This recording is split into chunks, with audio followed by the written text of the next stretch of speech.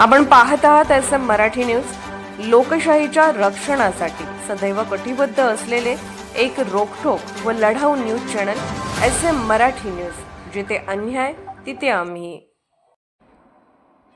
घोडावत विद्यापीठाचा 1 मार्चला दीक्षांत समारंभ। पद्मश्री GD यादव प्रमुख पाहुणे, तर आचार्य 108 श्री विशुद्ध सागरजी यांना डिलीट।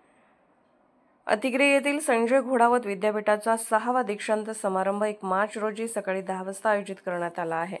यासाठी Padmashri doctor GD Yadav, national science chair, Bharat सरकार व माजी कुलगुरू, institute of chemical technology, Mumbai हे प्रमुख पाहुणे म्हणून उपस्थित राहणार आहेत। यावेळी परमपूज्य अध्यात्म योगी आचार्य 108 श्री विशुद्ध सागरजी महाराज यांना मानद विद्या वाचस्पती पदवी डिलीट अध्यक्ष संजय घोडावत यांच्या हस्ते प्रदान करण्यात येणार असल्याची माहिती संयोजक परीक्षा नियंत्रक डॉक्टर NK पाटील यांनी दिली। या समारंभात विविध शाखा अंतर्गत अभ्यासक्रम यशस्वीरित्या पूर्ण केलेल्या एकूण 908 विद्यार्थ्यांना पदवी प्रदान केली जाणार आहे।